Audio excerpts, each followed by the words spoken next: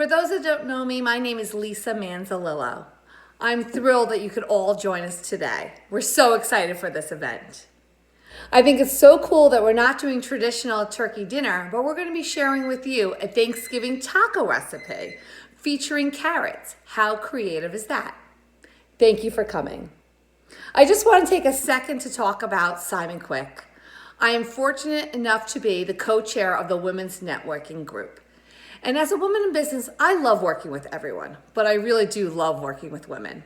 I like getting to know them. I like thinking as a firm how we can help women achieve their financial goals, to become more financially healthy and in control of their finances. As part of this firm and co-chair of this committee, I'm really in a place of gratitude during this week of Thanksgiving. With that, I just want to say hello. Hope you're well, stay healthy, and let's kick this event off. Our star chef, Leia Gaccione, has some resume. I'm sure you saw the credentials in the invitation. She will also be premiered in an upcoming cooking contest in the new year. Please stay tuned for the details. So getting to know Leia a little bit, she is a culinary rock star. So let's turn to Leia so she can show us how to make these tacos. Leia? This is a working kitchen. We have deliveries coming through. You're getting a real behind the scenes look at all the action here today on a Tuesday morning.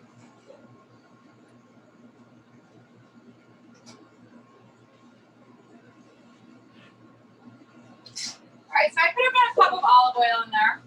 I'm going to throw the top on our blender, and I'm going to blend this up. When you blend this, you don't want to over blend it. You don't want to make like a parsley carrot top puree. You want the herbs to still kind of be chunky and hold their texture a little bit. It's going to be beautiful on top of our tacos. So I'm going to go blend this, and I'll be right back to show you what it looks like.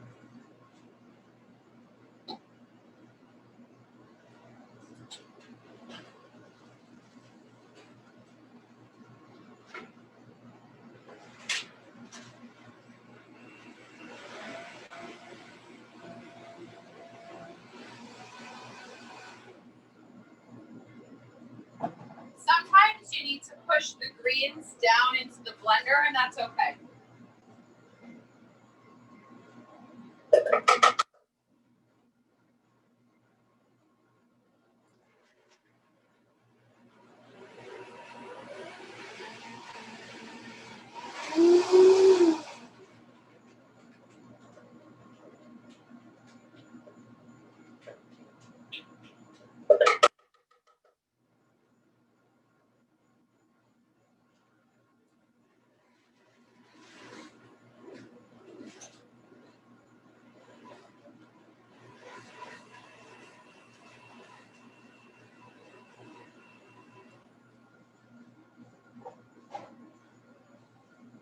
All right, super quick, super easy. Look at the consistency on that. Look at the beautiful color. The pumpkin seeds are going to give it like a nice nuttiness, and it's kind of a little like, we're keeping it festive. It's Thanksgiving, pumpkins are in, so we're trying to incorporate some of those elements into our fall dish. I'm going to taste it. Make sure that it's seasoned properly, because now's the time that we're going to want to adjust. That's delicious. That was our timer for our tacos.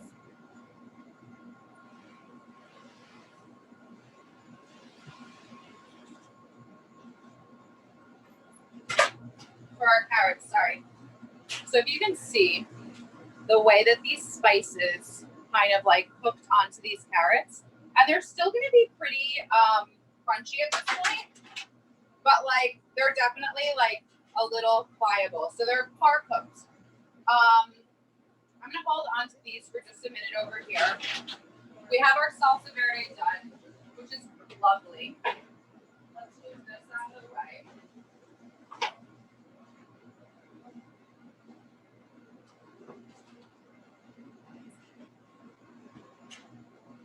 We're going to start working on our avocado crema. Any questions? Ladies, any questions? Nothing? Okay.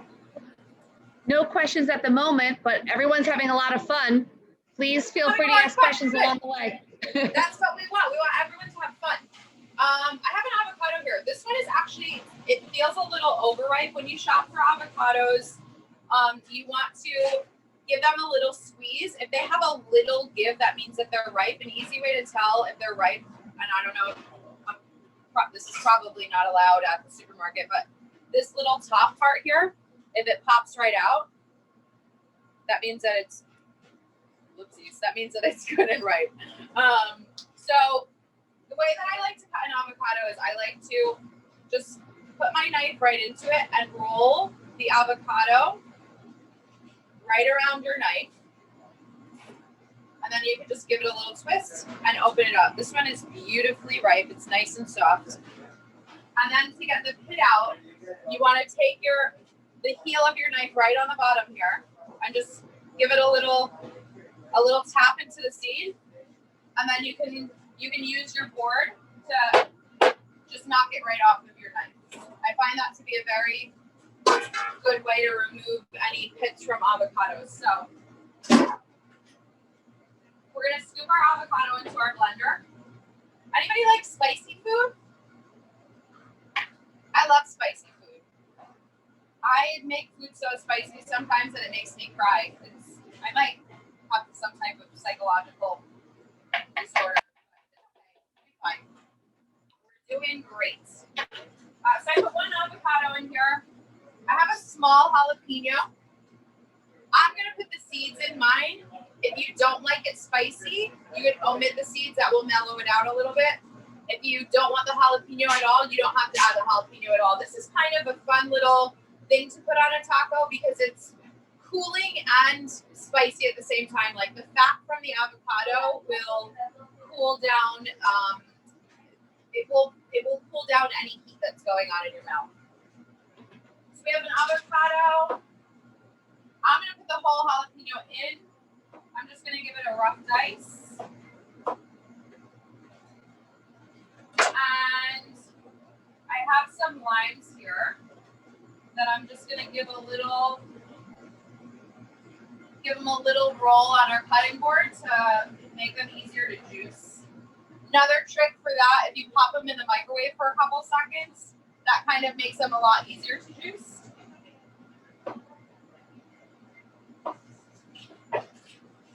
And I'm going to squeeze these right in. Hey Josh, can you do me a favor? Can you get me some ice water?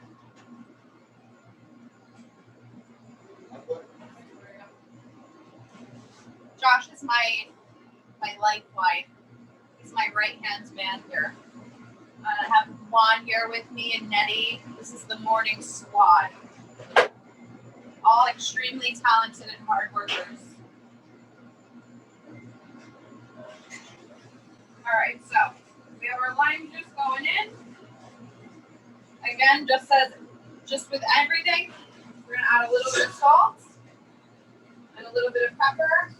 I'm a firm believer in seasoning every component because if you season every component separately, when you eat the whole dish, it's gonna be like a harmony of flavors. And I have a small bunch of cilantro here. Thank you. Yep. Thank you so much. I have a small bunch of cilantro here again. Rip the stems off. I have the leaves. I'm putting them right into the blender. That's going to give it a great flavor. Cilantro is kind of, some people love it. Some people hate it. I tend to love it. I think it has a citrusy tendency. It's really bright flavor. I love to add it into my cooking. If you don't, parsley would work too to give this nice color. Maybe spinach would give this excellent color and you wouldn't really get any flavor from it. So you can kind of like play with what you want to incorporate into here. I'm going to add about a couple tablespoons of ice water just so that we can get this blending because that avocado is going to be very thick. And I'm going to go over to our blender and blend this up.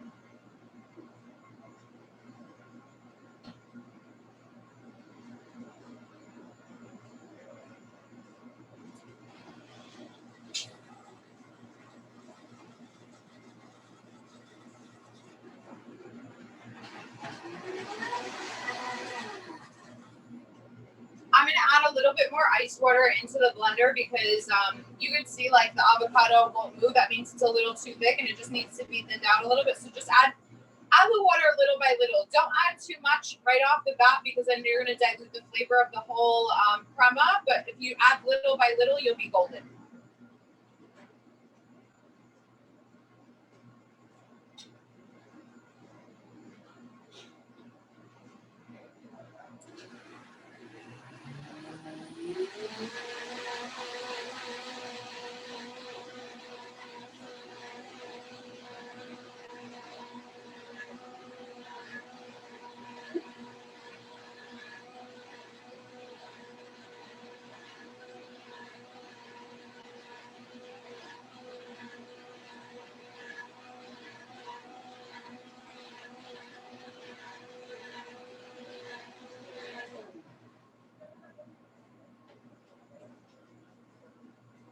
Wow. You guys, this looks so good. All right, so like, look at the color. Look at the beautiful color of this. It looks fluffy and creamy and delicious.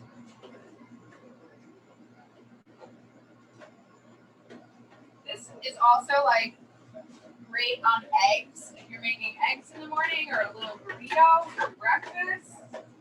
I feel like everyone loves avocado so much. You could spread this on a piece of toast and it would be very yummy. So we have our avocado crema. We have our salsa verde.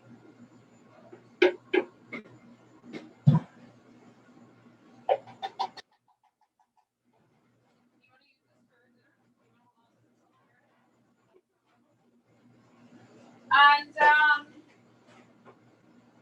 going to save a couple cilantro sprigs for the top of our taco. And I don't know, is it possible that we can walk over to the grill with the camera right now so I can grill the carrots?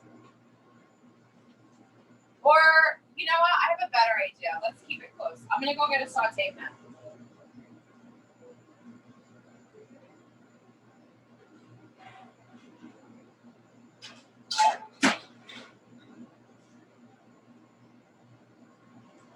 All right, so typically we would grill these carrots.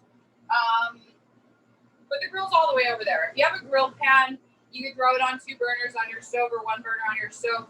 These carrots are great grilled. They get like a nice smokiness from the grill.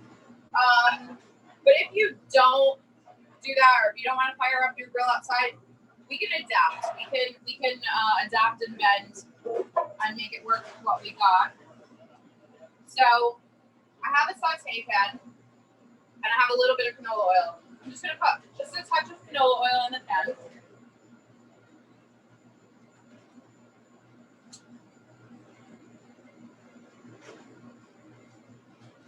Anyone have any questions? Are we going too fast? Are we going too slow? Want to know secrets of what it's like to cook on Iron Chef, or what it was like working for Bobby Flay, maybe? I have stories.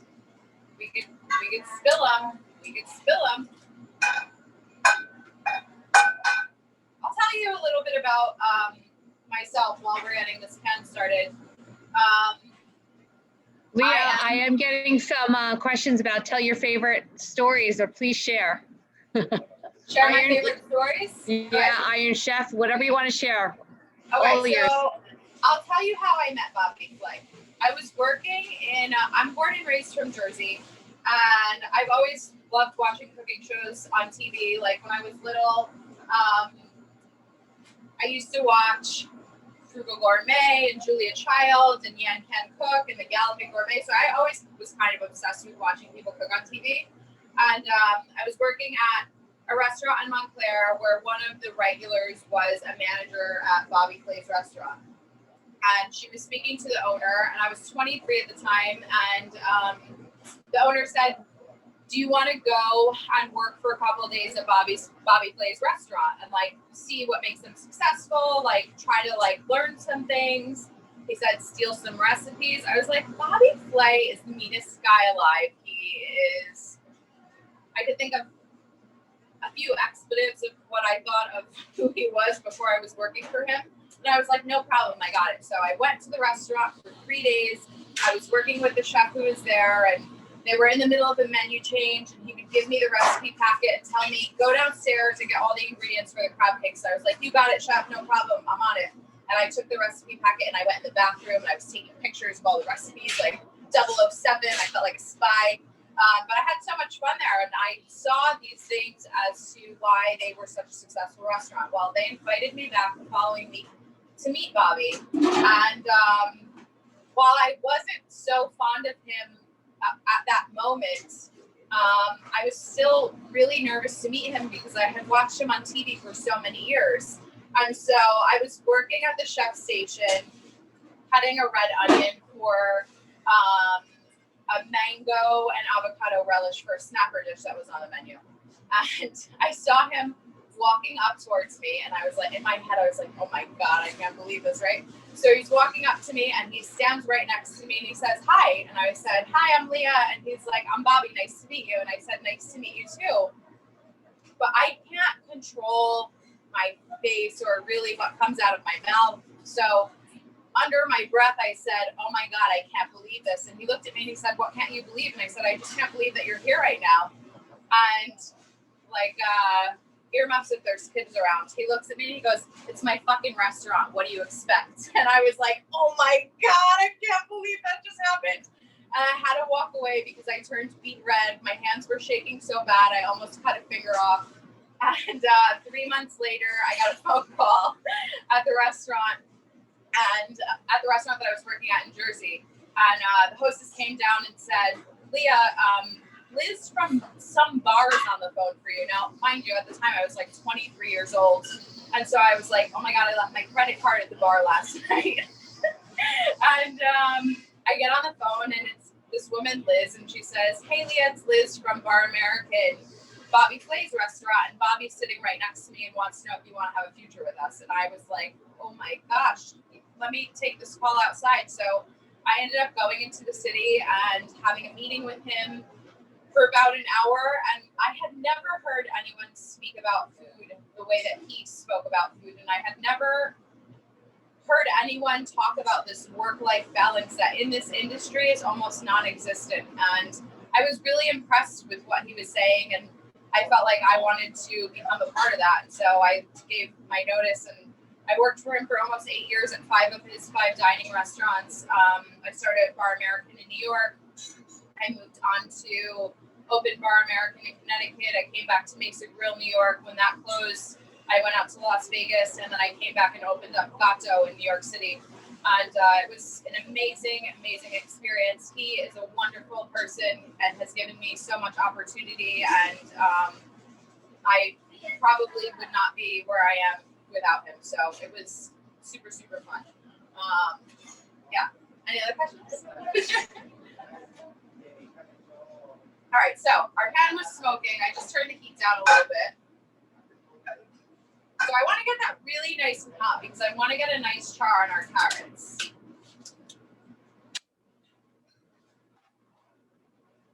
And you'll see the smoke will just start coming off the pan. And then you can do this in batches. You just want to take a couple, hear the sizzle, get them in the pan, make sure that there's enough room around all of them. You don't want to overcrowd the pan because they're going to steam. You want them to all have contact on the bottom of the saute pan. And again, these are great on the grill, but we can make it work in a pan too. So it looks kind of scary because the pan is smoking and you're probably like, I need to move these things around. Don't touch them. Don't touch them. Let them have their moment. Let them get golden and delicious. I'm just going to take a little sneak peek because they're going to go pretty quickly. There is natural sugar in the carrots that will caramelize. But you can just give a little heat. And like you can see how that's getting nice and charred. That light is good. That light is good today. What do you guys think? All right, so we're really smoking over here. And they're getting really golden, really charred and beautiful. So I'm just gonna flip them all one by one. If you flip the whole pan, then some of them are flipped and some of them aren't. Sometimes people, I think, flip the pans just to look fancy. We're not fancy here. We're just making carrot tacos. It's not rocket science.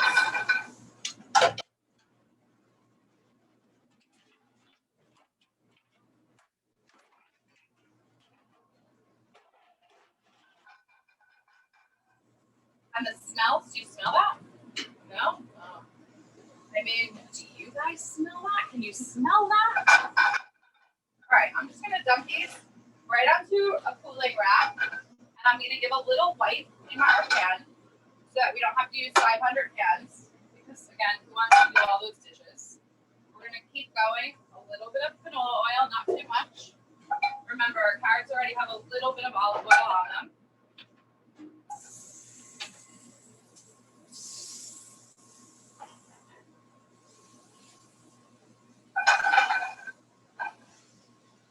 We'll get those going. So Leah, I got a question here. They're saying great stories, but can you share the crab cake recipe too? What was that? The crab cake recipe? I have my own crab cake recipe now, but if you'd like it, I'd be happy to share it. I remember it was jumbo lump crab meat with like a picillo, pepper, mayonnaise, and his method of making a crab cake is great and definitely something that I will take with me because it's like a no filler crab cake. It's like all crab meat. But if anybody's interested, I could definitely share a crab cake recipe, but I won't share his. I'm sure he has his in the Bar American cookbook, which, shameless plug, there's a picture of me in it, so I would pick that up for a holiday gift, a little stocking stuffer. Or treat yourself to a nice little cookbook. There's a lot of great recipes in that cookbook. It was super fun working for him. I got to work on a lot of cookbooks with him where we would go to a set or we would go to his home in the Hamptons and we would cook all these dishes and take pictures. It was really, really such a fun experience. All right, so this round of tacos, and you can see these go pretty fast. Once you get these carrots charring, it goes pretty quickly, and it looks a little scary. Like, I don't know, can you see all the smoke that's coming up? Leah, there's another question. Why do you wear gloves? To avoid oil spatter to the hand? Why do I wear gloves? I wear gloves because for the health department, I wear gloves. Now, mind you, it's not like I'm serving this dish to anyone right now, so it's kind of null and void, but I wear gloves also because I'm used to wearing gloves so much. It's just second nature. I even have gloves at my house now because we have to wear gloves when we're touching ready to eat foods. So it's just kind of second nature. I would say at home, the only time I really ever wear gloves is if I'm handling raw meat or if I'm working with really spicy chilies and I don't want to touch them because sometimes if you touch a chili, if that literally you can feel the spiciness in your fingernails.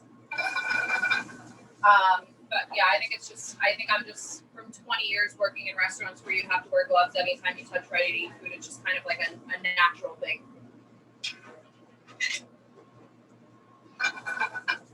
What else can we talk about? Let me think of some other fun things. I just did a cooking competition a couple weeks ago, and that was really fun. So stay tuned. If you don't follow us on Instagram, you can follow us South and Pine. It's at South and Pine, or my other restaurant at Central and Main American Eateries. So make sure you follow both of those to stay tuned for any news. If your pan's getting super hot, you can always just remove it from the fire for a couple seconds while you flip so that they don't burn. Yeah, I did a few episodes of Iron Chef with Bobby. I was on Beat Bobby Flay twice. Those cooking competitions, let me tell you, sometimes when you watch them, you feel like you need to medicate because the anxiety is high. The anxiety levels are high. But now I think I'm addicted, and I love it.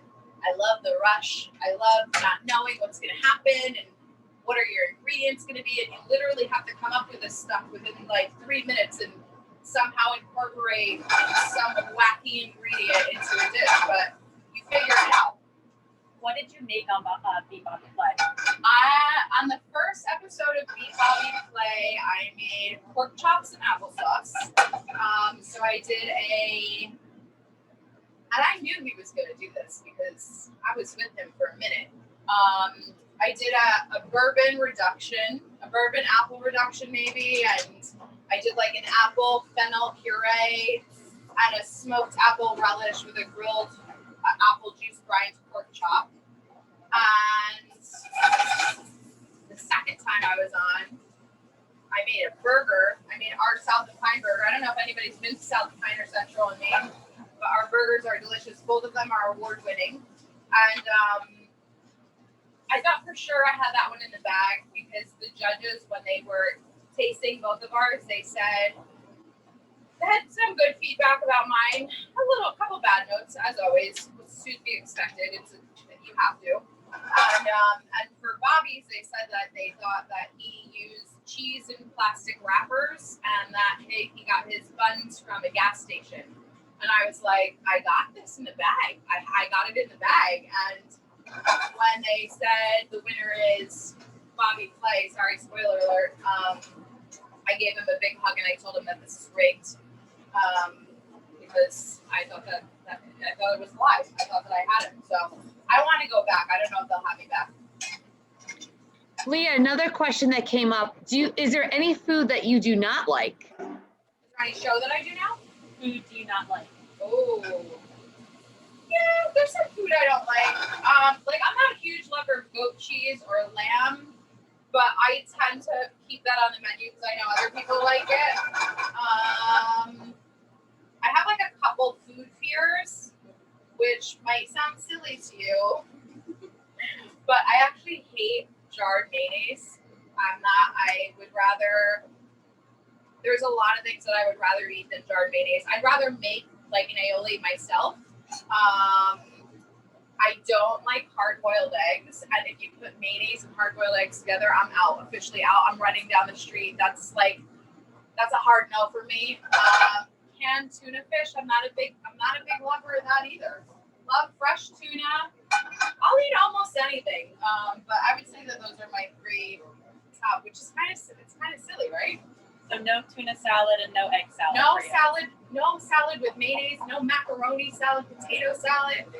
You know, I worked at a steakhouse. I worked at a chain steakhouse when I was 17 years old, and they had a big 5-gallon, literally this thing was up to here, 5-gallon bucket of mayonnaise that you had to stick your arm into. And I was in front of the house at that time. I was a server, so somebody would say, "Oh, can I have a side of mayonnaise?" And I would have to go into the walk-in and stick my arm into this vat like it was operation, and you try not to touch the sides. I think I'm traumatized for life. All right, so we almost have all of our tacos charred. I'm gonna grab some tortillas, and we're gonna do this really cool thing with the tortillas. Nettie, you have tortillas? I got it. They know where everything is. I don't know where anything is. That's why I need them. They do it better than me at this point.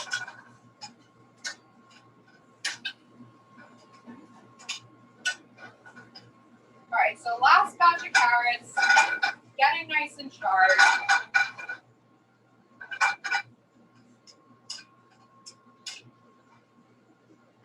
Pop those over here. And then, this seems scary, but it's kind of cool. I am going to literally just take my tortillas and stick them right onto the fire because I want them to get charred. I want them to soften up. Be careful. If you don't feel comfortable with this, you can keep a saute pan here and do it right in a saute pan. These are great on the grill as well.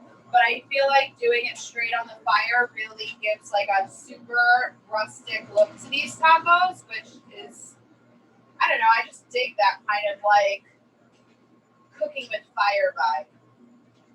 And they go pretty fast. Like, doesn't that just look gorgeous to you? Can you see all the little bits? I love it. So I did 4. We'll do 4 more, and then we'll start to assemble.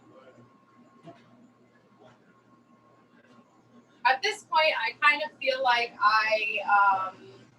my hands lost feeling. I've been doing this again for 20 years almost, and like my fingertips, I don't know the difference anymore between extreme heat or cold. Sometimes if I put my hand on ice, I think it's hot, and I jump back. It gets confusing. You have to be crazy to do this for your job, but it's, for me, I love it. Food is my life. I feel very fulfilled by my work, and this year has been a wild ride. But you know, so far we're doing okay, and we're getting through it. Let's plate these up. Can we see this? No? Can we go a little this way? All right, cool. So what I would do is I would get a big platter, and I would just put a few tacos down. You can fit 4 on this. These are a little hot. A little hot. All right, so we have our tacos. We have our tortillas down.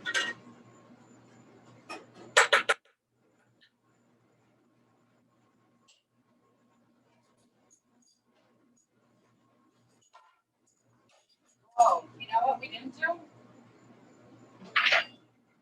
quick. I forgot. Oh my God. Things are getting crazy over here, you guys.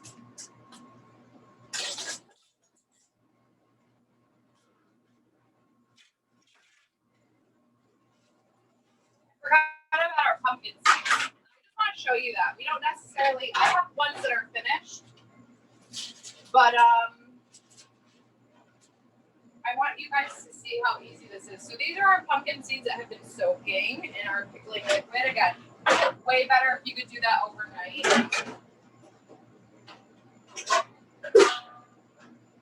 And you can just scoop them out of the pickling liquid. If you have a colander, you can just stuff them right into a colander.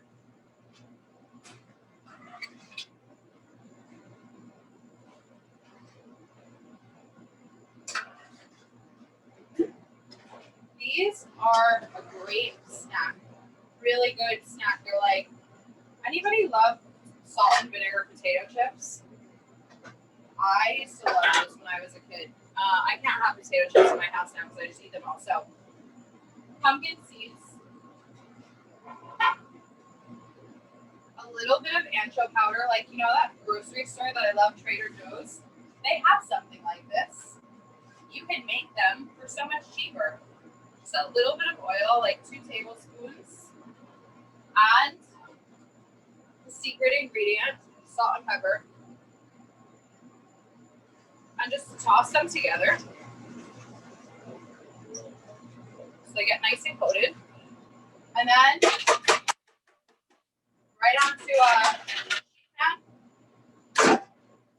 and spread them out a little bit. And pop these in the oven for like 8 minutes, 350. Crunchy, salty, acidic, a little. Ancho's not spicy, so you don't have to. These aren't spicy. They're more of like they say that ancho chilies are like have like notes of raisin. So there's like a little bit of sweetness to an ancho chili, but it gives it kind of like a little bit of a smokiness, I would say. Pop them in the oven, and we're gonna use these as a garnish.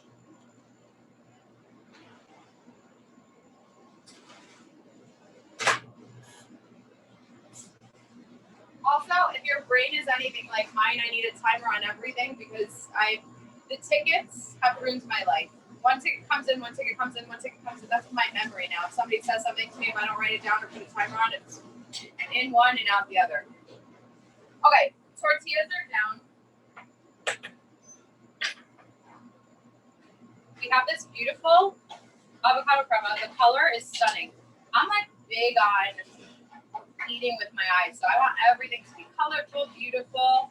So I'm just gonna put a little bit on each tortilla and spread it around. If you have a squeeze bottle at home, throw this into a squeeze bottle and you can put little dots on top. Like, again, this is fancy and rustic, and I like that vibe. So a little bit of avocado crema.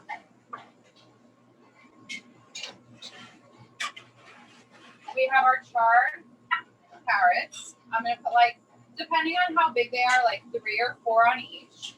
Like, already, do we see the colors? Can you see that?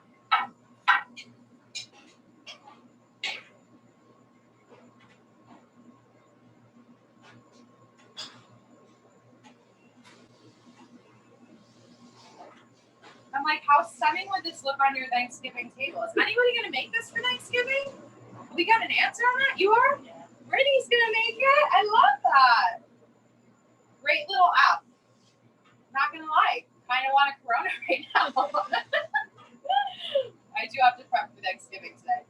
I do like it if you try to, like, put one up, because then you get, like, a little bit of height on your dish, and I think that adds, like, a really nice textural element, and it makes it look stunning. So we have our carrots, this really beautiful emerald green little salsa verde. I'm just gonna put a little bit of that on our taco. Super fresh and vibrant. And then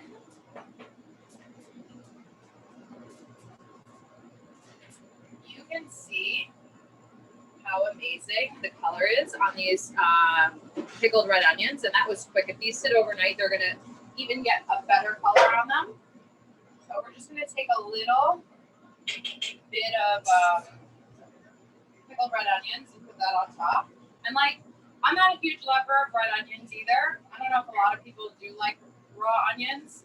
This, pickling them, just mellows them, and it really gives it a nice acid pop, which I love. I feel like, for me, game changers in cooking are salt and acid and heat.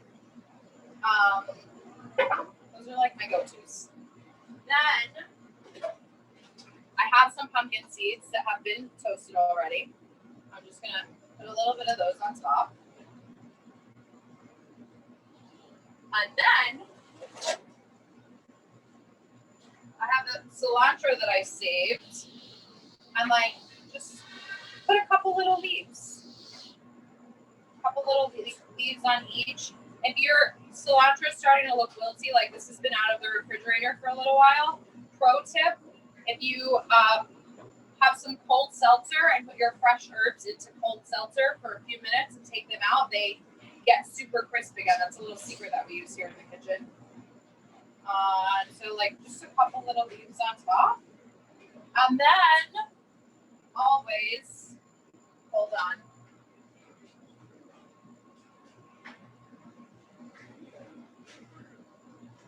I just like to do a little olive oil. Just a little olive oil right on top. Like, how beautiful do those look? These need to be on your Thanksgiving table. Everyone's gonna love them. Should we eat one? Yeah. It's my breakfast. Let me make sure it's all in there so I have some red onions hanging out of my mouth. Somebody's definitely gonna, like, screenshot that and put it on the gram. It's the last thing that I need. Okay.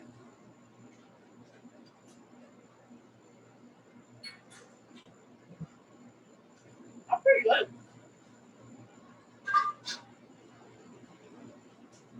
I love that the carrots are still have a good crunch to them. They still have a good crunch to them. And the spice rub and the creamy avocado and that bright salsa verde, the pickled red onion, super, super yummy. Hope that you enjoy them. Hope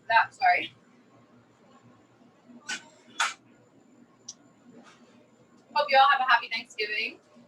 If you have any questions, let me know. You could always reach me personally. Just DM us on Instagram at South and Pine. And have a lovely holiday season. And I'll see you guys soon. Thank you, Leah. Everyone's saying they look great. Hope everyone's going to try some for dessert. For some lunch now. All right. Thanks, everyone. Happy Thanksgiving to you and your family. Bye.